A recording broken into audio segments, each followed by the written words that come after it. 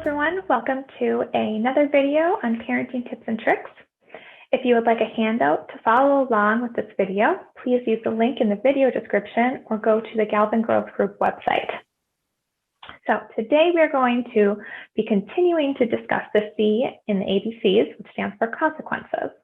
And we are specifically discussing timeout from reinforcement. So first, what is timeout? So it's a brief period of time in which the child does not have access to their usual rewards in the situation. So while taking this time out, the child cannot participate in activities and does not engage in any conversations with anyone. So the most common form of timeout in the home is having the child go to their room or sitting in a safe place like the kitchen table or the bottom step on the staircase at their home, or being in any place where the child can be kind of left alone but safe and supervised. Ideally, timeout would be spending time in a place that is not very interesting or even boring, sitting somewhere in the home where there is no access to activities. It will help with will be the best procedure. So there are 5 steps for timeout. So first, you need to decide exactly what behavior or behaviors will serve as the basis for asking the child to go to timeout. It is very important that the child knows in advance what the behaviors are that will lead to a timeout. And this can be one or more different behaviors. Just be very explicit about what the behaviors are. As usual, it is helpful to write down exactly what the behaviors are so that it is clear to you and to your child. Step 2, decide where the child will go during timeout. So again, this could be a place like your child's room, sitting in a corner, on a chair, or the couch. Step 3, decide how long the timeout will be. 1 to 10 minutes will get you all the benefits that you want. Even 10 minutes, though, is really not any better than 5 minutes when it comes to actually changing a child's behavior. It can be kind of hard to believe, but the research does show that more or longer timeouts are no more effective than a shorter timeout. So in fact, 2 to 5 minutes with a maximum of 10 would be equally effective. Number 4, have a backup punishment. And by backup punishment, I mean something that your child will lose if they do not go to timeout when they're asked. So for example, you might say, you screamed at your dad, so you have to go to timeout. Please go sit at the bottom step for 5 minutes.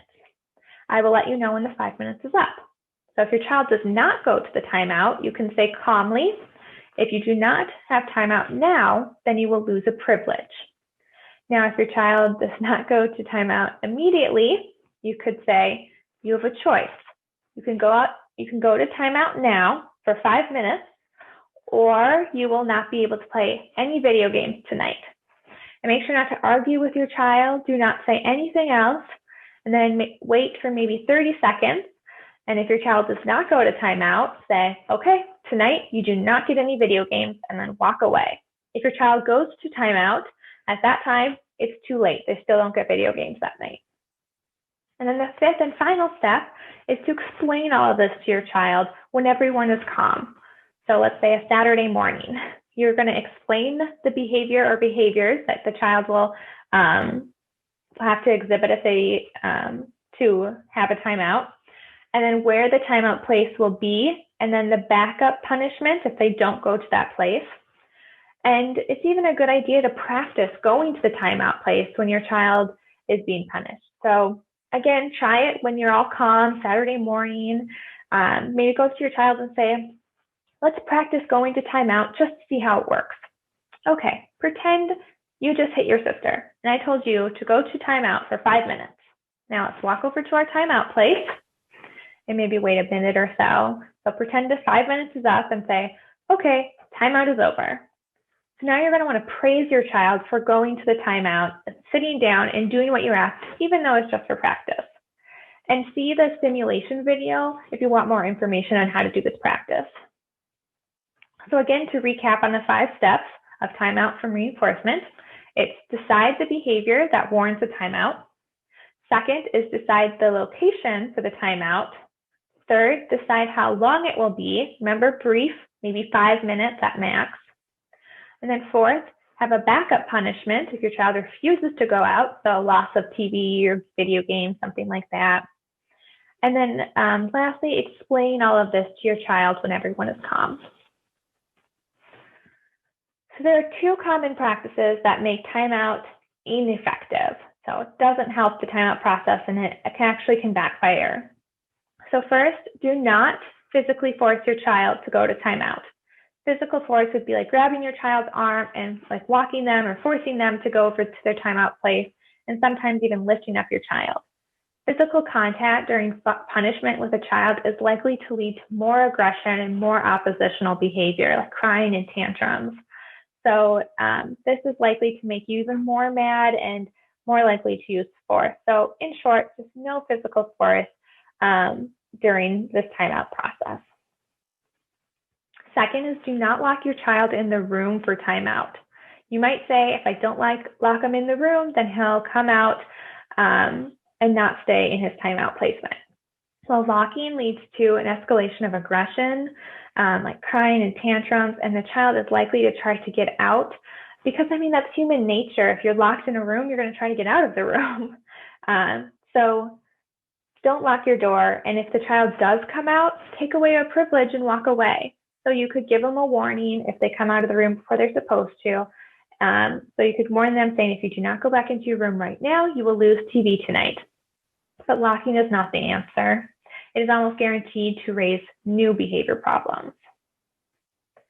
So the effectiveness of timeout depends heavily on what is being done to develop the positive behavior when the child is not in timeout. So you want the child not to swear when they get mad or angry. So timeout can temporarily suppress that behavior, but it doesn't teach them the appropriate behavior. So the effectiveness of timeout, again, depends on what you're doing to develop that positive behavior you want to see. And this is called time in. So what exactly is time in? This refers to, again, what the parent is doing to develop that positive behavior when the child is not in timeout. So if you send your child to timeout for swearing, then time in would be praising your child when you see them getting mad or angry and they're not swearing. Please see their replacement behavior video for more information on how to do this. So there are some questions and concerns when talking about timeout that most parents have. The first question is, so is timeout really effective? So that depends completely on how it is done. If you are just isolating your child for a while for inappropriate behavior, it's likely that it will not work. To change behavior, you need to use the time in. And time in is what is critical. And so again, time in is reinforcing that positive behavior you want to see. The second question is, why am I recommending a brief timeout? And it's really simple. Research is clear on this. A brief timeout of a few minutes is as effective as the longer period. And you want to get your child out of the timeout so you can have the opportunity to praise them for the positive behaviors that you see. The longer they're in the timeout, the less time you can praise them for the positive behaviors. Remember, the positive behaviors is what really drives this. So let me summarize. Obviously, we've been covering what timeout is and how to make it effective. So some of the key features we have discussed that are not usually mentioned are being very calm and using no physical force when you give a timeout, and making sure that timeout is brief and having a backup punishment if the child does not go to timeout, and avoid arguing when administering the timeout. And then the key feature of this procedure is praising the positive behaviors. So, all right, I hope this was helpful. Please check out some of our other videos for more strategies. And thank you for watching, everyone. Bye.